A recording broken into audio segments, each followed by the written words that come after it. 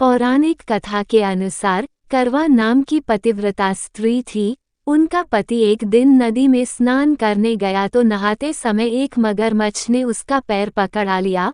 उसने अपनी पत्नी करवा को सहायता के लिए बुलाया। करवा के सतीत्व में काफी बल था। नदी के तट पर अपने पति के पास पहुंचकर अपने तपोबल से उस मगरमच्छ को बांध दिया। फिर करवा मगरमच्छ को लेकर यमराज के पास पहुंची। यमराज ने करवा से पूछा कि हे देवी, आप यहाँ क्या कर रही हैं और आप चाहती क्या हैं?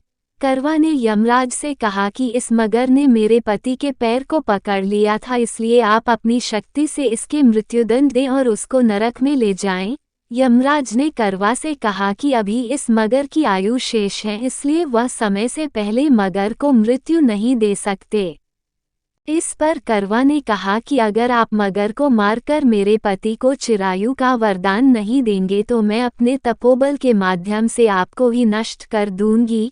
करवा माता की बात सुनकर यमराज के पास खड़े चित्रगुप्त सोच में पड़ गए, क्योंकि करवा के सतीत्व के कारण ना तो वह उसको शाप दे सकते थे और ना ही उसके वचन को अनदेखा कर सकते थे।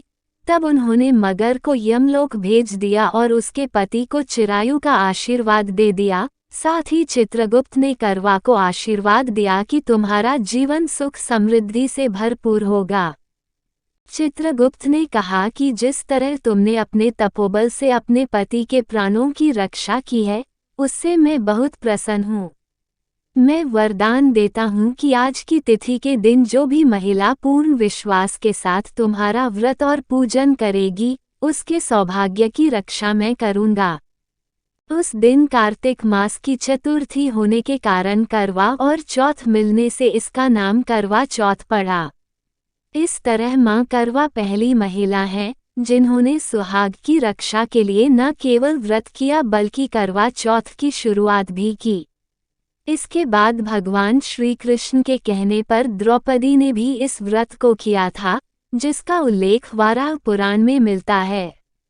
क्या है करवा चौथ का व्रत विधि? प्रातः स्नान करके अपने सुहाग लंबी की आयु, आरोग्य, सौभाग्य का संकल्प लेकर दिन भर निराहार रहें। करवा चौथ का व्रत को करने के बाद शाम को पूजा करते समय माता करवा चौथ कथा पढ़ना चाहिए।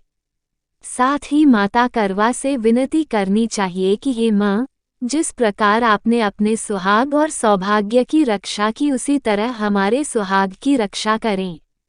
साथ ही यमराज और चित्रगुप्त से विनती करें कि वो अपना व्रत निभाते हुए हमारे व्रत को स्वीकार करें और हमारे सौभाग्य की रक्षा करें।